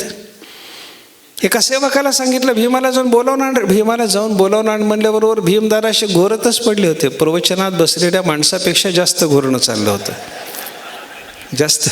जास्त घोरणं चाललं होतं. तुमचं नाही, दुसरीकडचं सांगतोय. तुम्हाला कसं बोलू, अजून 2 दिवस तुमच्याशी बोलायचं आहे मला. हां, इथं कोणी झोपलं तर त्याचं उदाहरण मला दुसरीकडे उपयोगी येईल, पण इथं कसं सांगायचं ते. भीमदादा घोरत पडलेले. सेवकाला येऊन सांगितलं दादा ते अजून झोपलंय. अरे त्याला उठायला सांग ना, देवाला घेऊन येतो म्हणाला. तो सेवकानं जाऊन उठवलं. तेव्हा भीमदादाने सांगितलं सगळी तयारी झाली, पानं मांडल्यावर मला बोलव म्हणे. आत्ता नको, झोप रे थोडं. साखर झोप लागली, झोप रे. झोपून राहिला बिचारा. धर्मराजाची अशी तळमळ चालली की बाबा देव नाहीत, पानं मांडायची वेळ आली, नैवेद्य समर्पण झाला, वैश्वदेव झाला, अजून पानं मांडायला सांगा भीमाचं म्हणणं. आणि तितक्या वेळात परत हा घोरायचाच बाबा. पानं मांडली, अन्न वाढलं, तूप वाढा म्हणा, मग येतो. तूप वाढलं, तूप वाढल्यानंतर धर्मराजाने सांगितलं त्याला आता ये म्हणावं, देवाला घेऊन ये म्हणावं, काय करतो बघू, त्याच्याकडे देव आहेत का विचारा तरी. त्यानं सांगितलं देव नाहीत. कुठे देव? द्वारकेमध्ये म्हणे. मग घेऊन येणार कसं? आणतो ना, तुम्हाला काय करायचंय. भीमाने काय केलं, अंगणात उभा राहिला. पानावर अन्न वाढल्याच्या नंतर भीमदादा अंगणात उभे राहिले. अंगणात उभे राहून गदा आणली होती हातामध्ये, ती गदा अशी फिरवली, वर टाकली आणि देवाला सांगितलं देवा या गदेनी या भीमाचं मस्तक आता चूर्ण होणार आहे, डोक्यात ही गदा पडायच्या आत माझ्या रक्षणाकरता धावून याल तर बरं, नाहीतर भीम मेला. गदा टाकलेली आणि देवाला संकट पडलं. देवाला ती गदा धरण्याकरता यावं लागलं. देव आले, गदा पकडले आणि विचारलं भीमा एवढा त्रास कशा करता रे. त्याने सांगितलं काही नाही, दादाला तुम्ही पंक्तीला पाहिजे होतात म्हणून बोलावलं म्हणे. हे काय आहे हो, गदा वर टाकल्यानंतर देव माझ्या रक्षणाकरता येणारच आहे हा विश्वास असल्याशिवाय भीमदादा हे करू शकतो का सांगा. नाहीतर गदा फेकून बसाल. असं करू नका. तुम्ही सांगितलं ना प्रवचनामध्ये, गदा फेकली आणि खाली मान धरली की देव रक्षणा करता येतो. अरे त्या भीमा एवढी भक्ती पाहिजे तेव्हा येतो. मला येत नाही, मी सांगायला लागलो मला येत नाही, तुम्ही ऐकायला लागला तुम्हाला येत नाही. तेवढी भक्ती असावी मग येतो, निश्चित येतो. तुमच्यापैकी कोणाच्या हृदयात तशी भक्ती असली तर धन्यवाद आहे त्याला. तशी भक्ती असावी मग परमात्मा रक्षणाकरता धावून येतो. हे रक्षिष्यति इति विश्वासः, देव माझ्या रक्षणाकरता येणारच आहे, हा जो भक्ताच्या अंतःकरणाला विश्वास असतो ना, याला एक शरणागती म्हणतात. ही तिसरी शरणागती. गोप्तृत्व वर्णन तथा, चौथा शरणागतीचा प्रकार सांगितला. माझं रक्षण करण्याकरता देव येणारच आहे हा जसा विश्वास लागतो, तसा रक्षणाकरता देवाशिवाय दुसरा कोणी चालत नाही ही भूमिका लागते. कार्पण्यम, त्याच्या पुढचा शरणागतीचा प्रकार सांगितला. आपली दीनता देवासमोर व्यक्त केली पाहिजे. अर्जुनानं ती सुरुवातीला व्यक्त केली पाहिजे गीतेमध्ये. कार्पण्य दोषोपहत स्वभावः पृच्छामि त्वां धर्मसम्मूढचेताः यच्छ्रेयस्यान्निश्चितं ब्रूहि तन्मे शिष्यस्तेऽहं शाधिमान् त्वं प्रपन्नं. कार्पण्य दोषोपहत स्वभावः. कार्पण्य म्हणजे दीनता बरं का. त्या दीनतेनं माझं आत्ता अंतःकरण देवा हरून बसलंय. हे कार्पण्य देवासमोर व्यक्त करावं. अनेक ठिकाणी भक्त कितीही मोठा असला तरी देवाच्या समोर स्वतःची हीन दीन अवस्था बोलून दाखवतो. तुकाराम महाराजांचा एक अभंग आहे. देवासमोर बोलताना तुकाराम महाराज म्हणतात, मी तव अनाथ अपराधी कर्महीन मतिमंद बुद्धी, तुझ म्या आठविले नाही कधी, वाचे कृपानिधी मायबापा, नाही ऐकिले गाईले गीत, धरिली लाज सांडिले हित, नावडे पुराण बैसले संत, केली बहुत परनिंदा, नाही केला करविला परोपकार, नाही दया आली पीडिता पर. हे सगळं दोषाचा पाढा तुकाराम महाराज वाचतात. एकही दोष त्यांनी केलेला त्यांच्या चरित्रामध्ये आपल्याला उपलब्ध होणार नाही, पण हा सगळा दोष माझ्याकडून घडल्याचा पाढा तुकाराम महाराजांनी जो वाचून दाखवला ना देवाच्या समोर, त्याचं कारण काय? कार्पण्यम, आपली हीन दीनता देवाच्या समोर व्यक्त करणं ही एक शरणागती आहे. आत्मनिक्षेपा, शेवटी सांगितलं सर्वस्व परमात्म्याला समर्पण करणं. अशी 6 प्रकारची शरणागती आहे. भगवान इथं सांगतात, तू सर्व धर्म रूप असलेल्या अज्ञानाचा निराश कर अर्जुना, आणि मला सर्व भावाने शरण ये. शरण जा, माझ्या मूळ रूपाला शरण जा.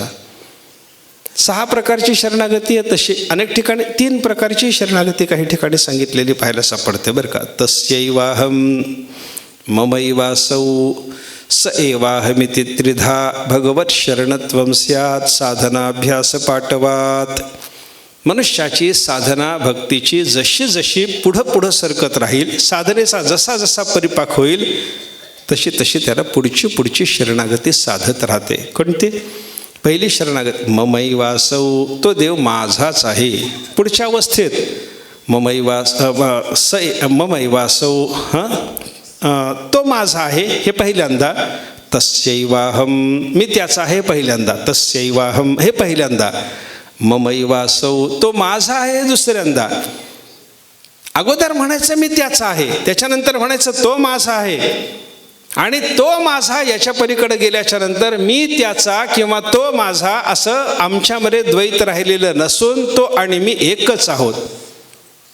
स एवाहम, मी तोच आहे, त्याच्याशिवाय त्याच्यात माझ्यामध्ये कोणत्याही प्रकारचा भेद नाही. तुझं माझं नाही भेद, केला सहज विनोद. भेद नाही सर्वात्मना नारायणा तुझं माझं, अशी अवस्था प्राप्त होणं ही तिसरी शरणागती असं काही ठिकाणी सांगितलं जातं. षड्विधा असेल, त्रिविधा असेल, किंवा ज्ञानेश्वर महाराजांनी सुद्धा सर्व भावानं शरण जाणं याचा एक वेगळा अर्थ सांगितला आहे. अहम वाचा चित्त अंग देवोनिया शरणरीघ महोदधी का गांगरी गाले जैसे. समुद्राला गंगेचं पाणी मिसळताना आपल्याकडे असलेल्या थेंबानिशी जसं मिसळतं, त्याप्रमाणे तुझ्याकडं जे जे आहे ते सगळं मला समर्पण करून शरणी ये, असं भगवान बोलतात. काय काय द्यावं लागतं? अहम, पहिल्यांदा अहंकार देऊन टाका. वाचा, वाणी देऊन टाका. चित्त, आपलं मन देऊन टाका. अंग, देवोनिया शरणरीघ. अहंकार, वाणी, चित्त आणि अंग म्हणजे शरीर दिलं, सगळं दिलं. हे सगळं देऊन देवाला शरण जाणं, त्रिविधा शरणागती, चतुर्विधा शरणागती, षड्विधा शरणागती, जी कोणती शरणागती आपल्याला साधेल ती शरणागती करणं, याला काय म्हणायचं? सर्व भावानं देवाला शरण जाणं. पण ह्याच्याकरता काय अगोदर काय करावं लागतं? सर्व धर्मरूप असलेल्या अज्ञानाचा निरास आणि त्याच्यानंतर मग भगवंताला सर्व भावानं शरण जाणं. एवढं केलं की काय होतं? त्याला मग भगवान सर्व दोषातून मुक्त करतो आणि शोकरहित करतो. हे या श्लोकातून भगवंतांनी सांगितलेलं आहे. आपल्याला विचार काय करायचा आहे? विठोबाचा धर्म जागो हा विषय आहे आपला. आता विठोबाचा धर्म जागवतो, विठोबाचा धर्म कोणता? या श्लोकाच्या आधाराने विचार करत असताना अगोदर धर्माचा विचार करायचा आहे. आणि धर्माच्या निरासाचंच प्रकरण तुम्ही बोलत बसलात असं कोणी विचारलं तर हे धर्म, इथला धर्मशब्द अज्ञानवाचक हे आपण लक्षात घ्या. आणि अज्ञानाचा निरास करून देणं, सर्व प्रकारची शरणागती आपल्याला साधून देणं, आपल्याला सगळ्या दोषातून मुक्त करणं आणि आपल्याला सगळ्या शोकातून मुक्त करणं, हाच विठोबाचा प्रधान धर्म आहे. विठोबाचा धर्म जागो. विठोबाचा धर्म काय? तो परमात्मा आपल्याला अज्ञानमुक्त करतो, हा त्याचा धर्म आहे. गुरु कोणाला म्हणतात? जो अज्ञानातून मुक्त करतो त्याला गुरु म्हणायचं. गुशब्दस्तंधकारस्यात ऋकारस्तन्यवर्तकः. गु शब्दातून येणारं अज्ञान ऋ शब्दाने निरास असा अर्थ सांगितलेला आहे, म्हणजे अज्ञानाचा निरास करून देणारा, त्याचं नाव गुरु. गीतेमध्ये देवानी उपदेश केलेला असल्यामुळे देव गुरु आहेत. गुरु असल्यामुळे ते काय करतात? अज्ञानाचा निरास करून देतात. आणि अज्ञानाचा निरास करून देणं हे गुरुचं धर्मकार्य आहे, हे गुरुचं कर्तव्य आहे, हा गुरुचा धर्म आहे. जो गुरु अज्ञानाचा निरास करत नाही तो गुरु त्याचा धर्म पाळत नाही. म्हणून ते गुरु गीतेमध्ये एक वचन येतं, गुरवो बहवस्संती शिष्य वित्तापहारकाः. शिष्याच्या वित्ताचा म्हणजे द्रव्याचा अपहार म्हणजे जणू काही चोरीच करणारे असे गुरु भरपूर असतात म्हणे. तमेकम दुर्लभम मन्ये शिष्य चित्तापहारकाः. एक असा गुरु जगामध्ये दुर्लभ असतो की जो शिष्याच्या चित्तात असलेल्या त्रिविध तापाचं हरण करतो किंवा चित्ताचंच हरण करतो. चित्ताचं हरण करून चित्तच नाहीसं करतो, चित्त नाहीसं करून चित्त करतो. म्हणजे मन हे राम झाले, मन हे राम झाले हे करून देणारा जो गुरु असतो तोच गुरुच्या धर्माला, गुरुत्वाला जागणारा. परमात्म्याचा धर्म काय? सर्व धर्मरूप असलेल्या, धर्म आणि अधर्मात्मक असलेल्या अज्ञानाचा निरास करणं, हा पांडुरंगाचा धर्म आहे, विठोबाचा धर्म आहे. तो जागो. जागो म्हणजे त्या धर्माची जागृती असो, त्या धर्माची जागृती असो म्हणजे तो धर्म असा उद्दीपित असो, तो धर्म उद्दीपित असो म्हणजे तो कार्यक्षम असो. आणि तो कार्यक्षम असो म्हणजे आमच्या जीवनामध्ये त्यानं काहीतरी काम करावं. पांडुरंगाचा अज्ञान निरासकत्वाचा जो धर्म आहे तो आमच्या जीवनात उपयुक्त ठरावा. दुसरं, त्याला शरण जाणं. अरे त्याला शरण जाणं सुद्धा आमच्या हातात नाही हो. आम्ही त्याला शरण जावं असं त्यानं सांगितलं असेल, पण त्याला शरण जाणे आमच्या हातात नाही. का? आमचा परमार्थ वेगळ्या पद्धतीचा आहे. परमार्थात दोन मार्ग सांगितले जातात, मर्कट शिशु आणि मार्जार शिशु न्याय. मर्कट शिशु न्याय, मार्जार शिशु न्याय. थोडंसं मर्कट शिशु म्हणजे माकडाचं पिलू आणि मार्जार शिशु मांजरीचं पिलू. दोन पिलाच्या बद्दलचा विचार थोडासा लक्षात घ्या ना. माकडी सुद्धा एका ठिकाणाहून दुसऱ्या ठिकाणी आपल्या पिलाला घेऊन जाते आणि मांजरी सुद्धा एका ठिकाणाहून दुसऱ्या ठिकाणी पिलाला नेते. पण कसं असतं बघा, माकडी काय करते? पोटाशी पिलू धरते. कधी पाहिलं असेल तुम्ही माकडीच्या पिलाचं एका ठिकाणाहून दुसऱ्या ठिकाणी जाणं? आपल्या पोटाशी पिलाला धरते आणि ती पिलाला एक हात देते, म्हणजे समोरचा एक पाय त्यानं पिलाला असा लावलेला असतो आणि ती उड्या मारत इकडून तिकडं फिरत असते.